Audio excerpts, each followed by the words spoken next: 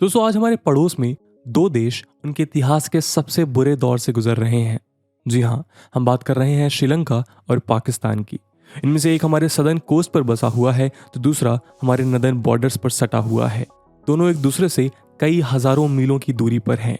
दोनों ही एक दूसरे से बहुत अलग हैं। इंडिया के लिए भी दोनों ही अपना अलग महत्व रखते हैं और इंडिया के रिलेशंस भी इन दोनों से काफ़ी अलग अलग हैं। लेकिन दोस्तों आज इन दोनों देशों में जो हो रहा है उसमें कई चीज़ें कॉमन हैं। इन दोनों देशों की इकोनॉमी पूरी तरह से चकनाचूर हो चुकी है। दोनों को ही आज IMF की सहायता की ज़रूरत पड़ रही है। फ़र्क बस इतना है कि पाकिस्तान को IMF ने अब और लोन देने से मना कर दिया है। जब तक वहाँ पर कोई स्टेबल गवर्नमेंट नहीं आ जाती, श्रीलंकन गवर्नमेंट अपनी स्टेबिलिटी को बचाने के लिए ना चाहते हुए भी IMF से लोन लेने के लिए तैयार हो गई है। अब पाकिस्तान और श्रीलंका का जिक्र हो और चाइना ना हो, ऐसा तो हो नहीं सकता।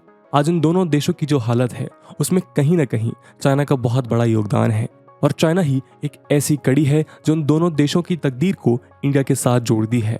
खैर, इसी इकोनॉमिक फेलियर के चलते आज इन देशों की सरकारें अपना बोरिया बिस्तर बांधने के लिए मजबूर हो गई हैं।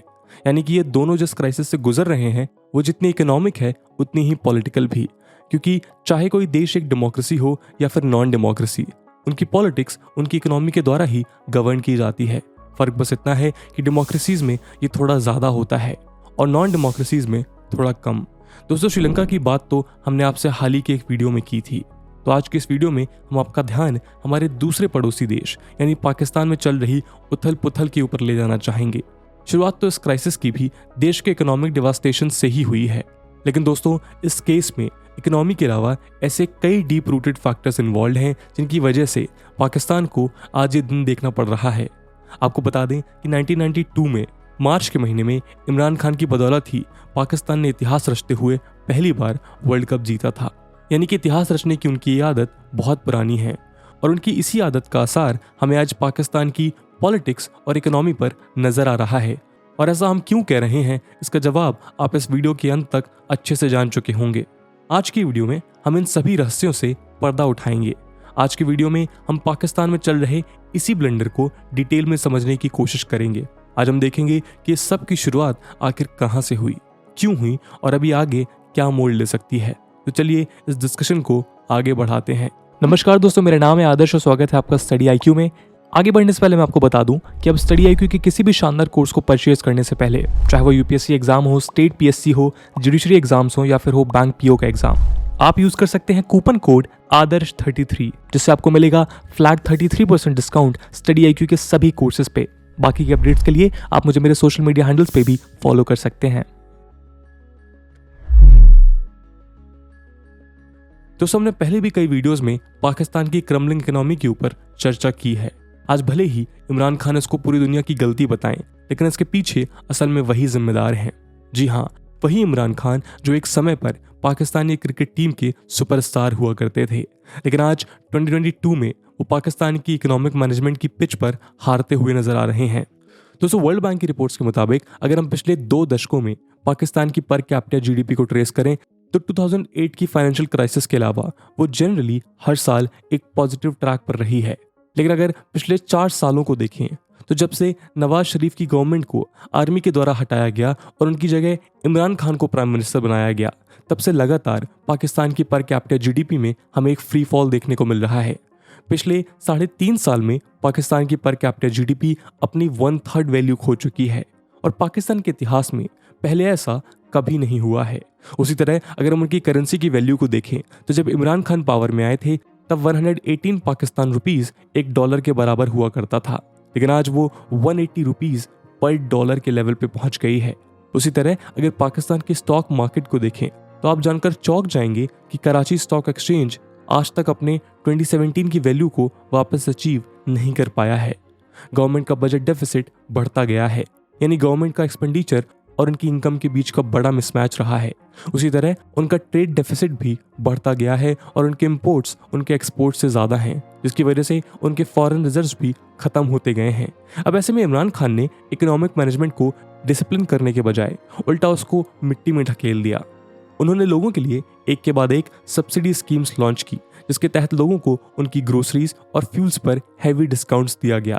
लेकिन गवर्नमेंट तो पहले से ही बैंकरप्ट थी, तो ऐसे में वो इन सब्सिडीज को कहां से फाइनेंस करती।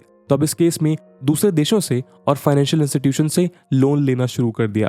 आपको बता दें कि 2017 में नवाज शरीफ के टाइम पर पाकिस्तान का एक्सटर्नल डेट $86 बिलियन था, लेकिन 2018 में जब इमरान खान पावर में आए तब ये डेट बढ़कर $93 मिलियन तक पहुंच गया। 2019 में ये डेट $100 बिलियन, 2020 में 110 बिलियन और नवंबर 2021 में ये 116 बिलियन के मार्क को भी क्रॉस कर गया। यानी इमरान खान ने अपने इकोनॉमिक मिसमैनेजमेंट के चलते 4 साल से भी कम समय में $30 बिलियन का एक्स्ट्रा डेट पाकिस्तान के सर बांध दिया। तो दोस्तों, अब इस बैकग्राउंड के साथ आप ये समझ सकते हैं कि आज वहाँ लोग इमरान खान से इतना नाराज क्यों हैं, और केवल लोग ही क्यों बल्कि आज इमरान खान से पाकिस्तान का कोई भी इंस्टीट्यूशन खुश नहीं है, चाहे फिर वो इकोनॉमी हो, सिविल सोसाइटी हो, टेररिस्ट आउटफिट्स हो या उनकी आर्मी हो। इन सभी फैक्टर्स को आप डिटेल में समझना चाहते हैं तो आप आई बटन पर क्लिक करके हमारी पिछली वीडियोस को देख सकते हैं। तो कुल मिलाकर इमरान खान का इकोनॉमिक और पॉलिटिकल रिकॉर्ड किसी डिजास्टर से कम नहीं है, और इन सभी चीज़ों ने मिलकर पाकिस्तान में पॉलिटिकल इंस्टेबिलिटी को बढ़ावा दिया है। और इसी बात का फायदा उठाते हुए पाकिस्तान की ऑपरेशन पार्टीज ने आज इमरान खान को एक नए पॉलिटिकल ब्लेंडर की पिच पर लाकर खड़ा कर दिया है। आइए इसको डिटेल में समझते हैं।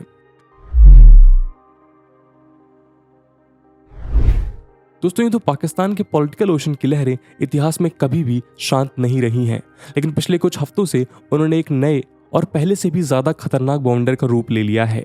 असल में इस प्रेजेंट क्राइसिस की शुरुआत 8 मार्च को हुई थी, जब नेशनल असेंबली के स्पीकर के पास इमरान खान के लिए नो कॉन्फिडेंस मोशन का प्रस्ताव पहुंचाया गया था।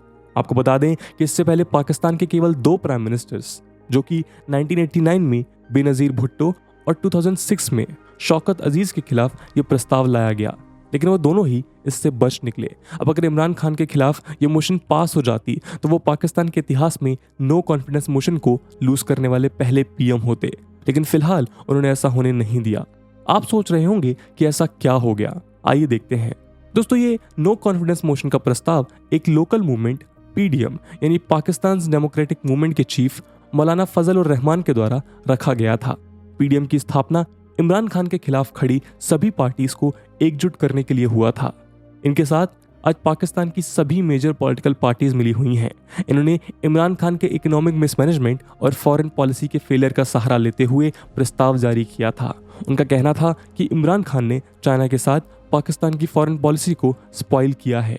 खैर, पाकिस्तान के कॉन्स्टिट्यूशन के मुताबिक नेशनल असेंबली के स्पीकर के पास लेटर मिलने के बाद असेंबली का सेशन बुलाने के लिए 14 डेज यानी 21 मार्च तक का समय था, और सेशन को बुलाने के बाद स्पीकर के पास नो कॉन्फिडेंस मोशन पर वोट करने के लिए 3 to 7 डेज का समय होता है। आपको बता दें कि पाकिस्तान की पार्लियामेंट के अपर हाउस को सेनेट कहा जाता है, जिसमें कुल 100 मेंबर्स होते हैं, और लोअर हाउस को नेशनल असेंबली कहा जाता है, जिसमें टोटल 342 मेंबर्स होते हैं। इसमें से 70 सीट्स रिजर्व्ड होती हैं और बाकी 272 सीट्स प्रोपोर्शनल रिप्रेजेंटेशन सिस्टम में हर पार्टी को उसकी वोट्स के प्रोपोर्शन में सीट्स दी जाती हैं।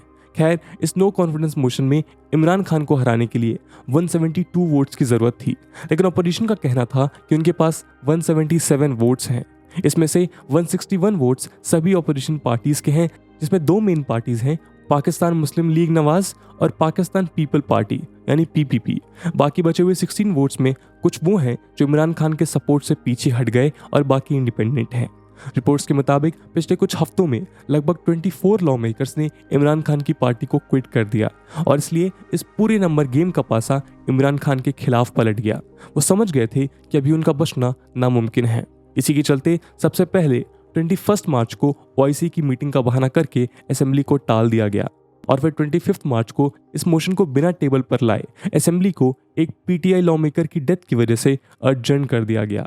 इस बीच 27 मार्च को इमरान खान की पार्टी पीटीआई ने एक मैसिव रैली निकाली, जिसमें उन्होंने कहा कि ये सब एक फॉरेन पावर की साजिश है। जुल्फिकार अली भुट्टो की तरह इमरान खान भी यही कह रहे हैं कि अमेरिका उनकी गवर्नमेंट को गिराने की साजिश रच रहा है। उनका कहना है कि उनकी रशिया विजिट और उनके इंडिपेंडेंट फॉरेन पॉलिसी की वजह से अमेरिका उनको पनिश करना चाहता है। अब ये बात अलग है कि चाहे उनकी फॉरेन पॉलिसी हो या डोमेस्टिक पॉलिसी, उसको कोई कंट्रोल करता है तो वो है सिर्फ उनकी आर्मी। खैर, 28 मार्च को फाइनली ये प्रस्ताव असेंबली में पेश किया गया, लेकिन उस दिन डिप्टी स्पीकर कासिम खान सूरी ने इस डिस्कशन को 31 मार्च तक के लिए डिले कर दिया और 4 मार्च को वोटिंग करने की बात कही। लेकिन 3 अप्रैल को डिप्टी स्पीकर ने नो कॉन्फिडेंस मोशन ब्लॉक कर दिया और पाकिस्तान के प्रेसिडेंट आरिफ अलवी ने इमरान खान के कहने पर नेशनल असेंबली को डिसॉल्व कर दिया। इसके बाद टेलीविजन पर आकर इमरान खान ने लोगों से अर्ली इलेक्शंस के लिए सड़कों पर आकर प्रोटेस्ट करने की अपील की। पार्लियामेंट डिसॉल्व होने के बाद ऑपोजिशन लीडर्स अपनी खुद की असेंबली और अपना स्पीकर इलेक्ट करने में लग गए। इमरान खान के इस स्टेप को अनकॉन्स्टिट्यूशनल बताते हुए सुप्रीम कोर्ट का दरवाजा भी खटखटाया गया। ऑपोजिशन ये चाहता है कि इमरान खान के अगेंस्ट देशद्रोह का आरोप लगाकर उन पर कार्यवाही की जाए। सिचुएशन को बिगड़ता हुआ देखकर सुप्रीम कोर्ट ने खुद से इस मैटर को नोटिस में लिया और इस पर इंक्वायरी शुरू कर दी। सुप्रीम कोर्ट ने इस मैटर पर एक 5 जज की बेंच बिठाई है, लेकिन हाल ही में उसने कहा है कि इस केस की लीगैलिटी को चेक करने के लिए उन्हें थोड़ा और वक्त चाहिए। इस दौरान प्रेसिडेंट ने एक केयर टेकर प्राइम मिनिस्टर को सिलेक्ट करने की घोषणा कर दी है। प्रेसिडेंट के मुताबिक इमरान खान और लीडर ऑफ अपोजिशन शहबाज शरीफ को जल्द से जल्द एक कंसेंसस पर आकर एक नेम सजेस्ट करना होगा। इमरान खान देश के फॉर्मर चीफ जस्टिस गुलजार अहमद को अपना नॉमिनी घोषित कर चुके हैं, लेकिन अपोजिशन लीडर शहबाज शरीफ कंसेंसस तो छोड़िए बल्कि वो कोई नाम देने के लिए भी तैयार नहीं है।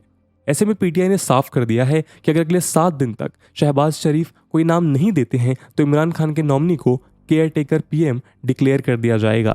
इसके बाद इमरान खान ने नेशनल टेलीविजन पर आकर लोगों से गुहार लगाई है कि लोग सड़कों पर आकर उनकी गवर्नमेंट को बचाने में उनकी मदद करें। तो आप देख सकते हैं कि किस तरह पाकिस्तान में ये पॉलिटिकल टसल आज एक कॉन्स्टिट्यूशनल क्राइसिस का रूप ले चुकी है। प्राइम मिनिस्टर ने नो कॉन्फिडेंस मोशन को रद्द कर दिया, प्रेसिडेंट ने नेशनल असेंबली को डिसॉल्व कर दिया, ऑपोजिशन इस मैटर को कोर्ट में ले पहुंचा और सिटीजन्स अर्ली इलेक्शंस की डिमांड कर रहे हैं। लेकिन अब आप सोच रहे होंगे कि इस पूरे पॉलिटिकल ड्रामा में पाकिस्तान की आर्मी कहाँ है, तो आइए देखते हैं। अब पाकिस्तान की बात हो और उनकी आर्मी का जिक्र ना आए, ऐसा तो हो नहीं सकता। दोस्तों, कहा जाता है कि इमरान खान 2019 में आर्मी की मदद से ही प्राइम मिनिस्टर की कुर्सी पर बैठे थे, लेकिन आज वही आर्मी उनको सत्ता से बाहर का रास्ता दिखा रही है। माना जाता है कि पाकिस्तान के इतिहास में अब तक इमरान खान उनकी आर्मी के सबसे करीबी लीडर रहे हैं, लेकिन इमरान खान ने इस चीज़ का गलत फायदा उठाया और वो अपनी रेड लाइंस क्रॉस करते गए। आपको याद दिला दें कि 2019 में आर्मी चीफ की पोस्ट के एक्सटेंशन को लेकर आर्मी और गवर्नमेंट के बीच तानातानी हुई थी। वो जनरल बाजवा को एक्सटेंशन नहीं देना चाहते थे, लेकिन आखिरकार हुआ वही जो आर्मी ने चाहा था। उसी तरह लास्ट ईयर अक्टूबर में इमरान खान की आर्मी के साथ आईएसआई चीफ के अपॉइंटमेंट को लेकर अनबन हो गई। हालांकि इस बहस में भी इमरान खान को आर्मी की बात माननी पड़ी है, लेकिन तभी से ये कहा जा रहा था कि अब इमरान खान की उल्टी गिनती शुरू हो गई है। इन इंसिडेंट्स को लेकर ऐसा लगता है कि मानो इमरान खान ने उनके इतिहास से कुछ नहीं सीखा, क्योंकि ये तो आप जानते हैं कि पाकिस्तान की आर्मी के काम में दखलंदाजी करना या उनके अगेंस्ट जाना आज तक किसी भी गवर्नमेंट के हित में नहीं रहा है। चाहे वो जुल्फिकार अली भुट्टो हों या नवाज शरीफ, आर्मी को जिसने भी नाराज किया है उसको या तो अपनी कुर्सी से हाथ धोना पड़ा है या फिर जान से। इतिहास इस बात का गवाह है कि आर्मी ने जिस गवर्नमेंट से अपना सपोर्ट खींच लिया उसका गिरना तय है। ऐसा ही कुछ आज पीएम इमरान खान के साथ भी होता नजर आ रहा है। हालांकि जनरल बाजवा का कहना है कि इस नो कॉन्फिडेंस मोशन और इस पूरी क्राइसिस में उनकी आर्मी न्यूट्रल रहेगी। दोस्तों, जैसा कि हम कहते आ रहे हैं, पावर पॉलिटिक्स में किसी की साइड ना लेना भी एक साइड लेने के बराबर होता है। आज का एक्सपर्ट्स का मानना है कि उनकी आर्मी क्लोज डोर्स के पीछे ऑपोजिशन का सपोर्ट कर रही है। दोस्तों, इस बात का हिंट जनरल बाजवा ने हाल ही में हुए इस्लामाबाद सिक्योरिटी डायलॉग के दौरान इनडायरेक्टली दिया है। इस स्पीच के दौरान उन्होंने रशिया के इन्वेजन को कंडेम करते हुए यूक्रेन का सपोर्ट किया, और तो और उन्होंने यूएसए को पाकिस्तान का एक वाइटल पार्टनर बताया। यानी कि जो भी उन्होंने कहा वो इमरान खान की पॉलिसी के एकदम ऑपोजिट था। आपको ध्यान होगा कि हाल ही में पाकिस्तान ने इंडिया की इंडिपेंडेंट फॉरेन पॉलिसी की तारीफ के पुल बांधे थे, लेकिन जनरल बाजवा की स्पीच को सुनकर ऐसा लगता है कि वो इमरान खान के इस एम्बिशन को पूरा नहीं होने देंगे। दोस्तों, पाकिस्तान में जितना मुश्किल पीएम की कुर्सी को पाना है, उससे कहीं ज़्यादा मुश्किल उस पर टिके रहना है। आप जानकर चौंक जाएंगे कि 1947 के बाद से अब तक पाकिस्तान में 22 प्राइम मिनिस्टर्स बन चुके हैं, लेकिन आज तक इसमें से कोई भी अपना 5 साल का टर्म पूरा करने में कामयाब नहीं हो पाया है। इमरान खान ने आर्मी के सपोर्ट से ये कुर्सी तो पा ली, लेकिन अब आर्मी के सपोर्ट के बिना वो इस पर कब तक टिके रहेंगे, ये देखने वाली बात होगी। खैर, अब सारा मैटर सुप्रीम कोर्ट के हाथ में है, लेकिन कुछ एक्सपर्ट्स का मानना है कि सुप्रीम कोर्ट के जजेस के पास जजमेंट्स और पोर्टफोलियो को देखते हुए उनसे इस मैटर में पॉजिटिव आउटकम्स एक्सपेक्ट करना सही नहीं होगा। और सुप्रीम कोर्ट का इस केस को हर दिन डिले करना शायद इसी बात की तरफ इशारा कर रहा है। तो कुल मिलाकर इमरान खान आज एक के बाद एक रिकॉर्ड्स तोड़ते जा रहे हैं, चाहे फिर वो इकोनॉमी हो, फॉरेन रिलेशंस हो, पॉलिटिक्स हो या हो कॉन्स्टिट्यूशन। आज उन्होंने किसी भी चीज़ को एक्सप्लॉइट करने में कसर नहीं छोड़ी है। अब वो अपने इस ब्लंडर को कब तक कंटिन्यू कर पाते हैं, इसका फैसला सुप्रीम कोर्ट के डिसीजन के बाद ही हो पाएगा। तो दोस्तों ये था आज का एनालिसिस, जहां पे हमने डिस्कस किया कि कैसे आर्मी के सपोर्ट के बिना पाकिस्तान में गवर्नमेंट सस्टेन कर पाना नामुमकिन के बराबर है। इसके अलावा दोस्तों ये वीडियो यूपीएससी मेंस एग्जामिनेशन के पर्सपेक्टिव से भी रेलेवेंट है और पाकिस्तान में चल रहे पॉलिटिकल और इकोनॉमिक डिजास्टर से रिलेटेड क्वेश्चंस यूपीएससी GS2 के IR और इकोनॉमिक सेक्शन में पूछे जा सकते हैं। तो आपके लिए एक प्रैक्टिस क्वेश्चन हमने तैयार किया है। The question is that in the context of current crisis going on in Pakistan and Sri Lanka, critically analyze the impact of IMF bailouts on lower and middle income countries. And with that question, my friends, that's it for the video. I hope आपको video पसंद आई होगी, और अगर पसंद आई है तो अपने दोस्तों के साथ शेयर करना मत भूलिएगा। हम मिलते हैं अगले वीडियो में, तब तक के लिए जय हिंद, जय भारत।